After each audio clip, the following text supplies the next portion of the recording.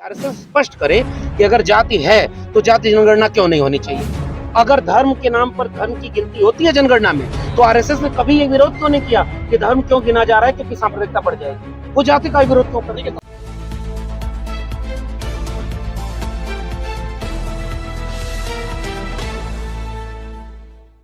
RSS अपना कुछ विचार स्पष्ट कर दे। आरएसएस स्पष्ट करे कि अगर जाति है तो जाति जनगणना क्यों नहीं होनी चाहिए। अगर धर्म के नाम पर धर्म की गिनती होती है जनगणना में, तो आरएसएस ने कभी ये विरोध क्यों नहीं किया कि धर्म क्यों गिना जा रहा है, क्योंकि सांप्रदायिकता बढ़ जाएगी। वो जाति का विरोध क्यों करेंगे? जेएनयू में गर्भस्थ जो संस्कार की प्रक्रिया चल रही है, इनसे डॉक्टर बुलाए गए हैं बाकायदा, किस तरह देखते हैं पूरी प्रक्रिया? अब जिस देश में एक समय ऐसा आया हो कि वैज्ञानिकों की प्रेस कॉन्फ्रेंस में इस देश के सबसे बड़े ओहदे पर बैठा व्यक्ति जाकर ये कहे कि गणेश जी पहली प्लास्टिक सर्जरी के प्रयोग हैं। पहली प्लास्टिक सर्जन कौन है? शंकर भगवान। हम नाली के गैस से चाय बनाया करते थे। हम जो है बादल आ गया तो हमने कहा वैज्ञानिकों से कि अब रडार काम नहीं करेगा, आप अटैक कर दो। पूरे देश में इसको कबूल कर लिया गया। सर एम्स के डॉक्टर गए सर जेएनयू। मेरी बात सुनिए, जैसे ही ये वैज्ञानिकों की मीटिंग में कबूल कर लिया गया, तो भाई वैज्ञानिक से बड़ा कौन?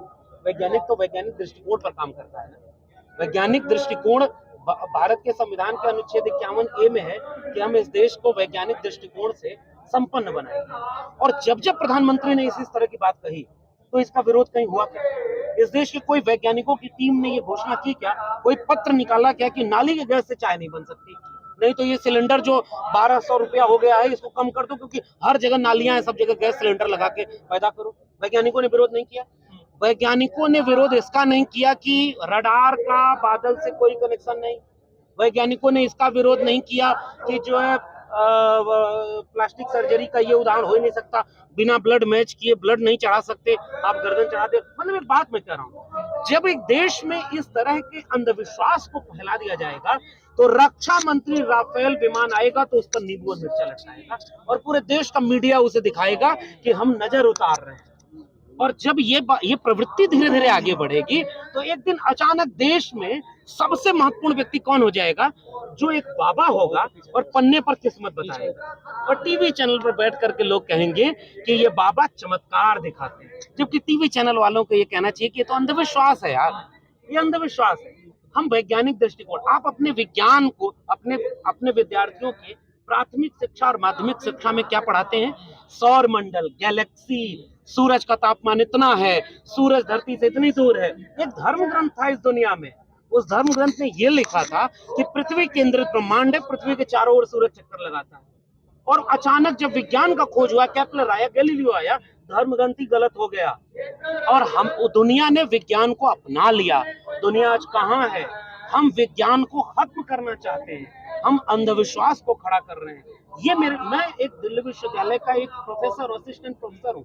मेरी चिंता है कि मेरे विद्यार्थियों को प्राथमिक शिक्षा में ये पढ़ाया जाता है कि सूरज का तापमान इतना है, इतनी दूरी पर है, इतना आकार बड़ा है, और ये सौर मंडल तो एक मंडल है, गैलेक्सी है, मिलियंस ऑफ ये जो है चीजें हैं, अभी विज्ञान तो वहां खोज भी नहीं पाया। और हमारे धर्म की किताबें वाले हमको बताते हैं कि हम लोग ये हैं। मैं क्या उस पर टिप्पणी करूं? तो जेएनयू को प्रोफेसर कोट भी नहीं कर रहे हैं हम इस प्रोग्राम में। मैं ऐसे वैज्ञानिक, ऐसे प्रोफेसर, ऐसे डॉक्टर, ऐसे इंजीनियर ढेर सारे इस जगह पर हो गए हैं जो उस अंधविश्वास को बढ़ावा दे रहे हैं, और ऐसा करके सरकार उन्हें कुछ कुछ ओहदा दे देती है। आपको इसरो का कुछ बना देगी, आपको वाइस चांसलर बना देगी, आपको किसी कमेटी का हेड बना देगी, आपको बंगला मिल जाएगा, गाड़ी मिल जाएगी। सर यूपी में बुलडोजर चल रहा है, आतिक अहमद को डर है आपकी फैमिली को भी एनकाउंटर ना हो जाए कहीं से। मैं बुलडोजर वाले हर सवाल पर केवल एक बात कहता हूं, भारत में एक न्यायपालिका है जो स्वतंत्र, निष्पक्ष और तटस्थ है, और मुझे न्यायपालिका पर भरोसा है।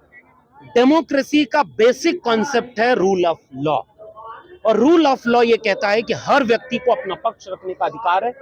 जो सही और गलत है वो न्यायपालिका में साबित हो, उसकी पूरी वैधानिक प्रक्रिया है, उसे पालित करते हुए न्याय जो कहता है उसके हिसाब से उसके ऊपर कार्रवाई होनी चाहिए। बुलडोजर की कार्रवाई संविधान विरोधी है, और किसी भी ऐसी कार्रवाई का हम समर्थन नहीं करते।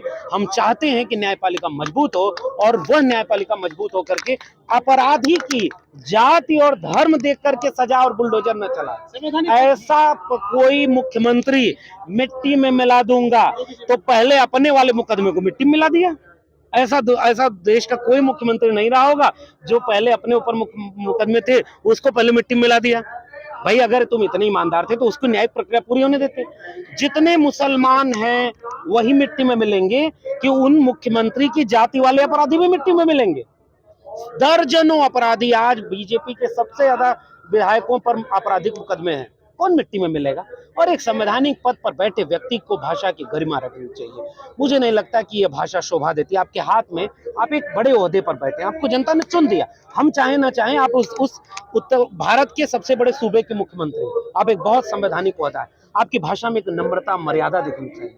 मैं अभी उस बात पर छोड़ देता हूं कि आप योगी हैं तो आपको क्रोध क्यों आता है, आप योगी हैं तो आप जाति कैसे याद करते हैं, मैं वो छोड़ देता हूँ। मैं मानता ही नहीं कि वो योगी हैं, लेकिन मैं कम से कम ये मानता हूँ कि लोकतांत्रिक देश में एक सबसे बड़े सूबे के मुख्यमंत्री हैं, आप मिट्टी में मिला दूंगा, अरे कोई जरूरत नहीं इस भाषा की। आप आपके कलम में इतनी ताकत है, आप अच्छे से न्याय प्रक्रिया को पूरा करिए, आप वो सजा दिलाइए और उसमें जाति और धर्म आड़े ना आए, एक अच्छा सूबा चलाइए।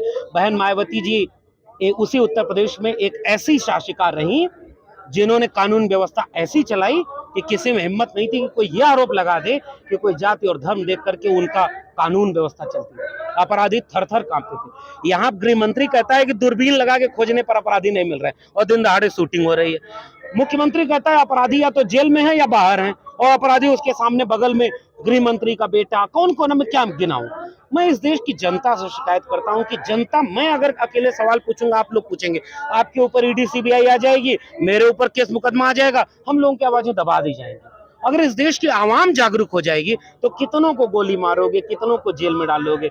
हम चाहते हैं कि जागरूकता फैले और संविधान को लोग पढ़ें, मानव मूल्यों को पढ़ें, वही मुख्यमंत्री का हिसाब लेंगे, वही अंधविश्वास का हिसाब लेंगे। अब ये बड़े बड़े लोग वैज्ञानिक जो कह रहे हैं कि भाई ये वाला मंत्र पढ़ते गर्भवती महिलाएं तो बच्चा संस्कारी पैदा होगा, और दुनिया में सबसे ज्यादा कुसंस्कारी, अब मैं उस पर और नहीं बोलना चाहता हूं, आप छोड़ दीजिए, लेकिन आप समझ लीजिए। पर इनके काट क्या है सर? काट वैज्ञानिक चेतना है, अध्ययन, शिक्षा, कलम, किताब। इस देश में सबको शिक्षा दीजिए, पढ़ाइए, उनको चेतना से, डिग्री वाली शिक्षा नहीं, चेतना वाली शिक्षा। इस देश के हर विद्यार्थी के हाथ में कलम होगी ना, हर विद्यार्थी के हाथ में किताब होगी ना, धीरे धीरे वो पढ़ते पढ़ते अपना सवाल। लेकिन सर ये आपके तर्क ना, जब कहा जाता है आसमानी किताब आई है, वो खत्म हो जाते हैं। मैं जब ये बात कहता हूँ तो किसी भी धर्म के लिए नहीं कहता। मैं जब पाखंड का विरोध कहता हूँ तो क्या कहता हूँ, क्या कि हिंदू धर्म के पाखंड का ही विरोधी हूँ, दूसरे धर्म के पाखंड का नहीं। अंधविश्वास, कबीर की बात जब मैं करता हूँ तो कोई धर्म के, मैंने धर्म का नाम ही ले लिया। जिस धर्म में ये सब चीजें हैं, मैं चाहता हूं कि ये सब हटे। कोई भी धर्म अगर इंसान को इंसान से लड़ा रहा है तो मैं उसके खिलाफ हूं। कोई भी धर्म अगर बांट रहा है, तोड़ रहा है, नफरत करा रहा है, मैं उसके खिलाफ हूं। मैंने नाम किसी धर्म का लिया ही नहीं। और दूसरी बात, धर्म सर आदमी के जीवन में काम क्या करता है? अब ये धर्म वाले बताएंगे, बाबा लोग बताएंगे जो किस्मत बता रहे हैं। मैं उसका कोई लाभ मुझे मिला नहीं धर्म का, मुझे शिक्षा का लाभ मिला है। मुझे इलाहाबाद विश्वविद्यालय और दिल्ली विश्वविद्यालय का लाभ मिला है, किताबों का लाभ मिला है। मैं वो लाभ बता सकता हूँ कि बहुत काम की चीजें। धर्म वाला लाभ मुझे पता ही नहीं कि क्या मिलेगा। मैं जानना चाहता हूँ कि इस देश में सबसे ज्यादा लोग धार्मिक हैं, मंदिर जाते हैं, उन बेचारों को दवाई मिल जाए, उन बेचारों की बीमारी ठीक हो जाए, धर्म उन्हीं का फायदा कर दे, बेघर को घर मिल जाए, बीमार को इलाज मिल जाए, अशिक्षित को शिक्षा मिल जाए, बेरोजगार को रोजगार मिल जाए, ये सारे धर्म वालों का कल्याण हो जाए। अछूत रह गया। मैं अछूत की बात, मेरे लिए वो इररिलेवेंट, जो धर्म का ज्ञान है उससे अछूत रह गया। मेरे लिए इररिलेवेंट सवाल है, मेरे लिए वो धर्म एक इररिलेवेंट सवाल है। मैं उधर जाना ही नहीं चाहता। मुझे ज्ञान किताबों से मिला, अध्ययन मिला, मुझे नौकरी अपनी प्रतिभा से मिली, शिक्षा से मिली, विश्वविद्यालयों से मिली। मैं उसे आगे बढ़ाना चाहता हूँ और मैं चाहता हूँ कि पूरे देश में हर बच्चे को शिक्षा मिले। बहुत शुक्रिया।